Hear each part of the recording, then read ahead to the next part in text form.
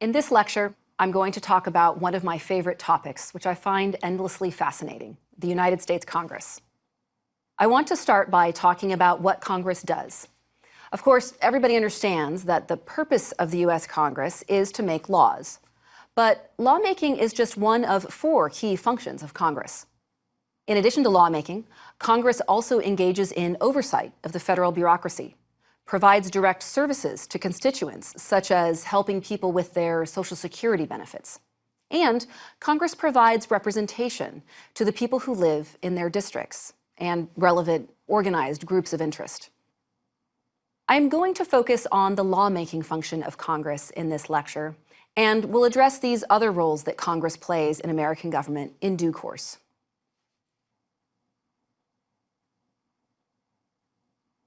To begin our discussion of lawmaking, I want to use a hypothetical bill as a pedagogical device. So let's pretend I'm a member of Congress and I've developed an interest in a particular topic. Let's say I'm a member of the House of Representatives and I want the House to pass a bill to declare a day as National Puppy Day. It's worthwhile to pause here and ask where a legislative idea comes from in the first place. It could be that an organized interest group that supports puppies came to my congressional office and asked me to introduce the bill. It could be that I have some personal interest in celebrating puppies. It could be that I think my constituents care about puppies. Maybe I even campaigned on helping puppies, and I've made commitments to the population that elected me. The point is that a number of motivations can help a legislator to sponsor a bill. And any of these is a perfectly good reason to do so. So to get my bill going, I asked my legislative assistant, who was probably a 20-something staffer with a few years of experience on Capitol Hill, but earning a relatively low wage, to work with the relevant puppy interest groups so that I can draft a bill that will reflect the needs and interests of the community that it will affect. I might also have my staffer talk with other congressional offices to gauge interest among my colleagues. Once we have our ideas put together, we take them to the Office of Legislative Counsel in the House, where there are lawyers who translate substantive ideas into appropriate language for laws. Once we have this formal draft in hand and we're pleased with all the details and language, we submit it. To submit the bill, I sign my name on the back side and ask my staffer to walk it to the House chamber floor, which is in the southern wing of the Capitol building, across the street from the House office buildings where my office is. My staffer walks through the underground tunnel that connects the office buildings to the Capitol, onto the floor of the House chamber, and drops the bill in a box on the dais called the hopper. Once in the hopper, the bill has been introduced.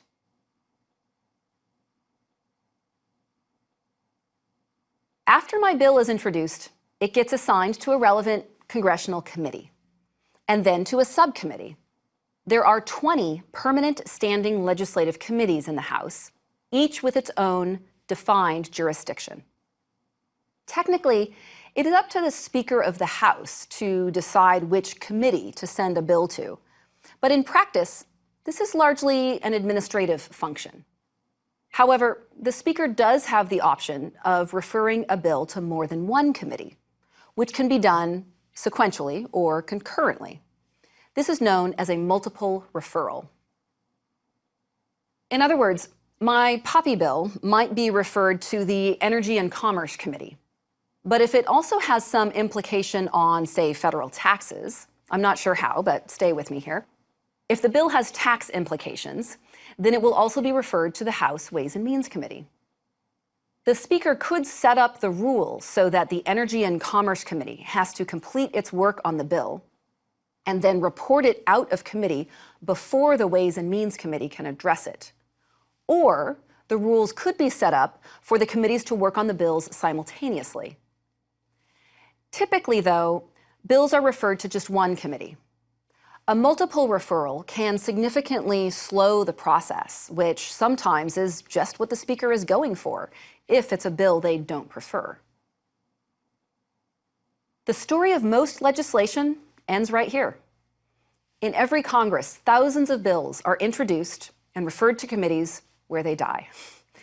A committee does not need to take action to kill a bill. The bill will die a natural death through committee inaction. Most bills languish at this stage, and the slate of introduced bills is wiped clean at the end of every 2-year Congress. If the Energy and Commerce Committee decides to take some action on our National Puppy Day bill, it has a few options. The committee might elect to hold a hearing. A legislative hearing is a bipartisan event hosted by a committee in which experts and principals who might be affected by the bill are invited to testify before the committee.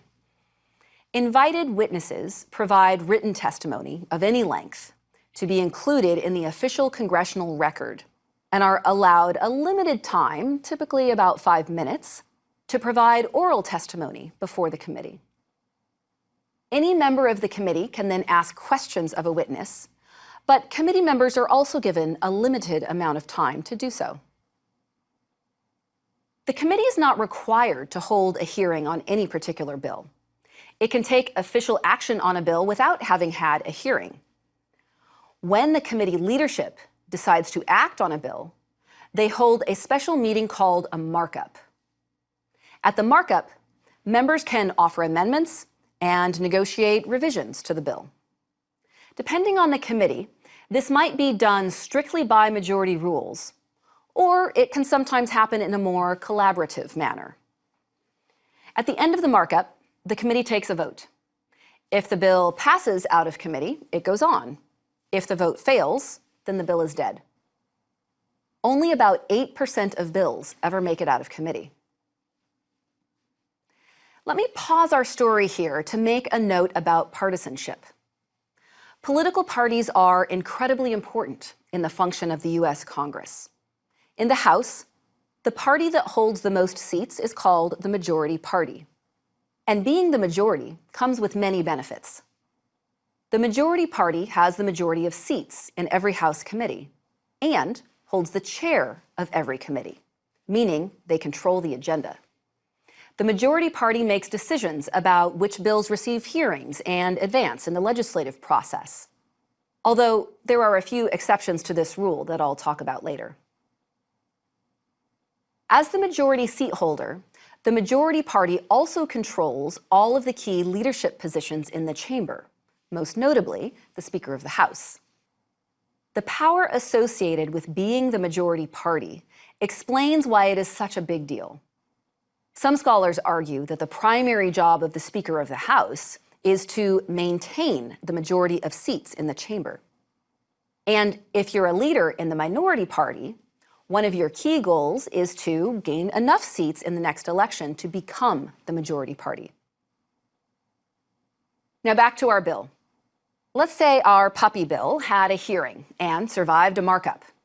Before a House bill can go to the House floor, it must go through the House Committee on Rules, more commonly called the Rules Committee. The Rules Committee is very powerful. Not only does it get to act on every bill that goes to the floor, it determines the rules of debate for bills when they are on the floor.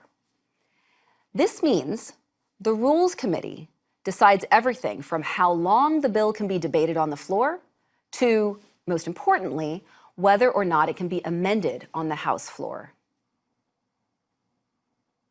If I'm satisfied with the content in our bill to establish a National Puppy Day, when it was voted out of committee, then I'm going to hope that the Rules Committee applies what is known as a closed rule to the bill.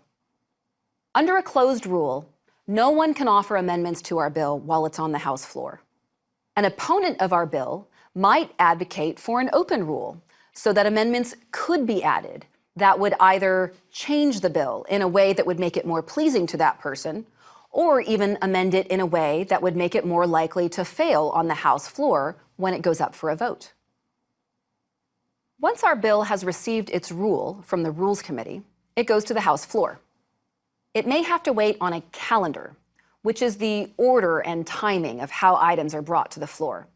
And like most things in the House, calendars are controlled by the majority party leadership. Once on the floor, the bill will be debated in a controlled and limited way, and ultimately voted upon. If it receives the support of a majority of House members, the bill has been passed through the House chamber.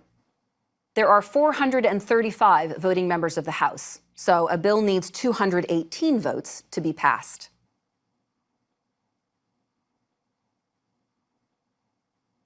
Once our bill gets out of the House, it has to start all over again in the Senate.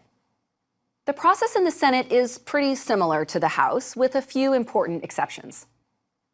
Since the Senate is a smaller chamber, it does not delegate quite as much of its work to committees and subcommittees as the House does. The puppy bill will still be referred to a committee, and that committee can still opt not to act on it, or choose whether or not to hold a hearing. If the committee marks up the bill and votes it out of committee, however, there is no Rules Committee that must act on the bill before it goes to the Senate floor. Instead of a Rules Committee that determines the rules of debate for our bill, the Senate uses a floor procedure known as unanimous consent. Unanimous consent is exactly what it sounds like. It means that the 100 senators in the Senate unanimously agree to the rules that govern the debate over the bill. In practice, the way that this works is the party leaders and senators who led the effort on the bill meet in private to discuss the rules of debate. They might agree that Republicans and Democrats should each have, say, 5 hours of floor debate time that they control to debate the bill, and that no amendments will be offered. Or they might agree that amendments can only be offered on particular sections of the bill. The managers will write down the agreement and come to the chamber floor to make a motion that the agreement be adopted by unanimous consent. At this point, any senator could object and stall the progress on the bill. If that happens, the bill managers would need to renegotiate the debate rules for the bill. If there are no objections to the unanimous consent agreement, then the debate on the bill begins on the Senate floor. If the Senate passes the puppy bill, it does not automatically advance to the White House for consideration of the president. The House and Senate must have passed the exact same version of the bill. In other words, if there are any differences at all in the bill the House passed versus the bill the Senate passed, it cannot advance to the president until those differences are reconciled. There are a number of strategies that Congress uses to reconcile differences between bills that are passed in their respective chambers. The most common method of reconciling the differences between bills is for one chamber to simply agree to adopt the other chamber's bill.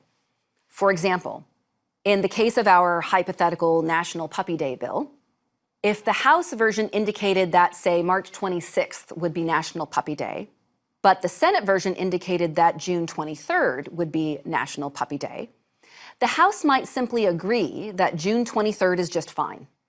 In this case, the House would bring the Senate version of the bill to the House floor and pass it. At this point, the House and Senate will have passed exactly the same bill, and it can then proceed to the President for consideration. About 80% of bills that require reconciliation use this simple method. Another possibility is that the chambers might engage in an amendment exchange, bouncing the bill back and forth between their chambers until both have passed exactly the same bill. For example, after the House bill declared March 26th to be National Puppy Day, and the Senate declared June 23rd to be National Puppy Day, the House might try to split the difference and pass a bill indicating May 15th to be National Puppy Day. If the Senate agrees, the Senate would then need to have a vote on the newly amended bill passed by the House. Again, only when both chambers have passed the same bill verbatim can it proceed to the White House. About 15% of bills are reconciled in this way. A third possibility is that the House and the Senate can agree to form a conference committee. A conference committee is a temporary joint committee made up of senators and House members who come together to negotiate a revised version of the bill that both chambers have passed. The conference committee members negotiate and produce what is known as a conference report. The conference report is really just a revised version of the bill that goes back to the floor of both chambers for approval. When a conference report comes to the floor of the House and the Senate, it has special characteristics that make it different from any other bill. For one thing, it cannot be filibustered in the Senate, a procedure I'll describe in a minute. And it cannot be amended. The House and the Senate can have limited debate and then must vote on the conference report in what's called an up or down fashion. Either you vote yay or you vote nay. This can also sometimes be referred to as a clean vote. If either chamber votes down the conference report, the bill is dead. If both chambers agree to the conference report, the bill is passed by Congress. But it's not a law yet. About 5% of bills are reconciled using conference committees.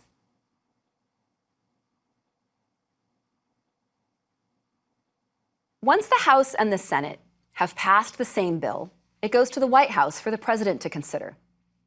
At this point, the president has 3 choices that can lead to 4 possible outcomes. First, the president could sign the bill into law. Second, the president could veto the bill. The House and the Senate have the opportunity to overturn a vetoed bill with a 2/3 vote in each chamber. This is a pretty rare outcome, but it does happen. The third and fourth things the president could do are nothing and nothing. Here's what I mean. If the president doesn't either sign or veto the bill, then one of 2 things will happen. If the president lets the bill sit, then after 10 days have passed, if Congress is still in session, the bill becomes law without the president's endorsement. On the other hand, option number 4 is if the president lets the bill sit and after 10 days Congress is out of session, then the bill is effectively vetoed. When this happens, we call it a pocket veto, which is also a pretty rare event. You've probably noticed some pretty big differences between the House and the Senate at this point. I want to make these differences explicit because they are really different, and the 2 chambers don't always work together that well. In fact, one former member of the House is famously quoted as saying, "The Republicans are the opposition, but the Senate is the enemy." Let's break down these key differences. The House has 435 members. The Senate has 100 senators. House members serve 2-year terms. Senators serve 6-year terms. In each congressional election, about 1/3 of the Senate is up for re-election, but all House seats are up for grabs. The rules of debate on the House floor are highly restricted. The rules of debate in the Senate are much less limited. Compared to the Senate, House committees are quite powerful.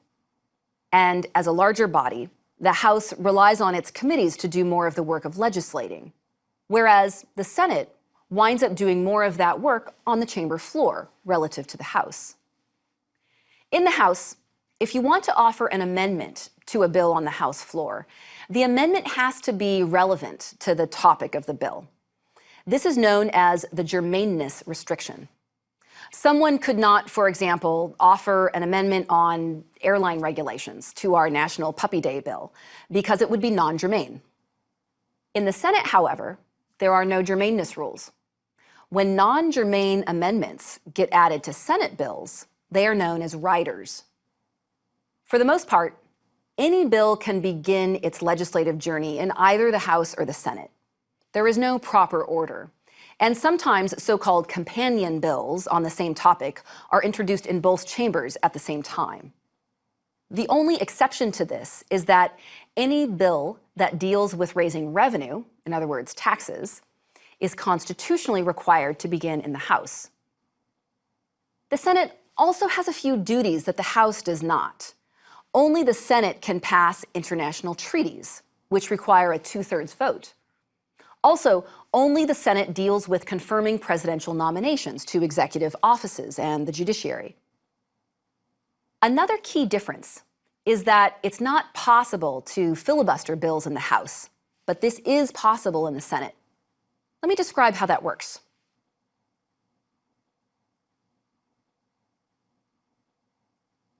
Back in the early 20th century, some senators became frustrated that many bills were stalling in committee. To fix this, they sought a mechanism to force bills to come to the floor for a vote on their merits. So they created Senate Rule 22, known as the cloture rule. In Senate-ese, cloture means to end debate and vote on a bill. The establishment of the cloture rule initially alleviated some gridlock in the Senate and provided a mechanism to bring the bills to a vote or to force a vote on a presidential nominee for office. As the 20th century went on, use of the cloture rule evolved considerably. In its current form, dating back to the 1970s, it says that for a bill or nominee to receive cloture, it must have the approval of 3/5 of senators. This means that 60 senators must agree to cloture in order for that bill or nominee choice to come to the floor for a vote. During the middle of the 20th century, senators began to use the cloture rule as a tool to stop legislation. If a bill came to the floor for debate, someone who opposed the bill could filibuster by speaking about the bill and refusing to yield the floor to any other senator. Actually, the speech didn't even need to be about the bill at all. It could be about anything, just so long as the senator did not yield. Senators have filibustered by reading from children's books, singing songs, and reading a phone book just to hold the floor. Unless 60 votes existed to invoke cloture and force an end to the debate, the filibustering senator could essentially talk a bill to death. Supporters who did not have the supermajority of senators required to invoke cloture would accept defeat, and we would say that the bill was filibustered. The record for the longest filibuster in U.S. history belongs to Senator Strom Thurmond, a senator from South Carolina, who was a well-known racial segregationist. Senator Thurmond held the Senate floor for a full 24 hours and 18 minutes in his successful attempt to filibuster the Civil Rights Act of 1957. Today, no one talks bills to death anymore. Senators gauge the support for bills and estimate whether or not a bill has enough support to win cloture. If a bill does not have enough support to invoke cloture, Senate leaders will typically not bring that bill to the floor, knowing that if they do, the chamber's time will be wasted. Bills in the modern Senate are still filibustered, but only in a more passive and non-dramatic way. Just like in the early 20th century when the cloture rule was created, senators have again become frustrated with gridlock. Even though the cloture rule was established to provide a mechanism to bring bills to the floor, it has been perverted into one that prevents bill movement through a sort of natural evolution of its usage. In two recent events, senators have made big changes to how cloture works and the filibuster in the Senate. First of all, in the fall of 2013, Democrats held the majority of seats in the Senate chamber and were frustrated with their inability to bring President Barack Obama's judicial nominees to a vote, because Republicans had enough votes to deny the 60-vote limit needed for cloture on those appointments.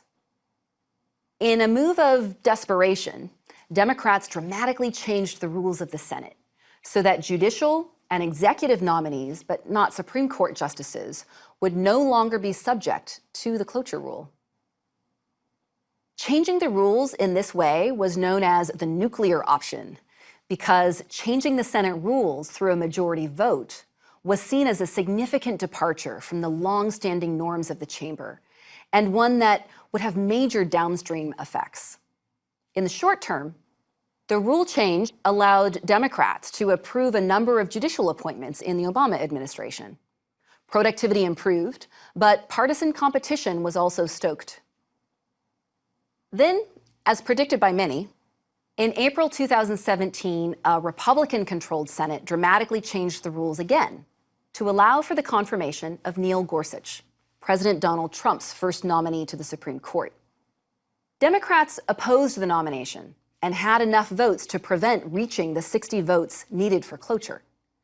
After a contentious and controversial debate over the nomination, under the direction of Senate Majority Leader Mitch McConnell, a majority of senators voted to change the rules so that even Supreme Court appointments would not be subject to the cloture rule.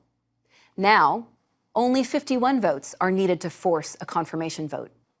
When the vote to confirm Gorsuch was taken, he was approved by a 54-45 margin. To sum this up, from the 1970s until 2013, any bill or nomination required 3/5 support, or 60 senators, to get through the Senate. The bill or nomination did not require 60 votes to pass, but they required 60 votes to come up for a vote that would allow the Senate to pass or reject them. The actual vote on bills and nominees was, and is, decided by a simple majority, or 50% plus one.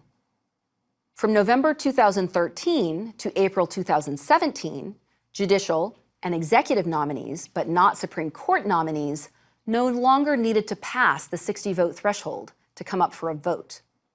And since 2017, that now includes Supreme Court nominees. However, all regular legislation is still subject to the 3/5 cloture rule and can be passively filibustered. Ultimately, the cloture rule protects minority interests in the Senate. By design, the Senate is supposed to be a body that shows greater deliberation and willingness to protect minorities from the tyranny of the majority. By allowing a minority of senators, just 41 of them, to prevent a bill from coming up for a vote, a meaningful barrier can be set in place for all kinds of legislation that will come to the floor in the Senate. The ramifications of this are a mixed bag. On one hand, the Senate considers less legislation than it probably would if it didn't have the cloture rule. And so the Senate plays the role of stalling or slowing down the legislative process. On the other hand, in a system where so many elected representatives are ideologically polarized, the cloture rule prevents the party with the majority to run roughshod over the party with fewer seats. In the last decade, both political parties have used this to their strategic advantage. Lawmaking is a long and complex process. What I've described here today is a sort of textbook version of how the process is designed to work, where elected representatives have incentives to pass legislation aimed at solving problems for their constituents. But reality doesn't always look like what I've described here today. I encourage you to read news accounts of the legislative process and observe key moments that fit into the process I've described, and those that deviate from it. Further lectures in this course cover a variety of other aspects of American political institutions that affect how the United States is governed, including those that exert pressure on Congress, such as political parties, organized groups, campaign finance, and electoral pressures. So there's a lot more to come.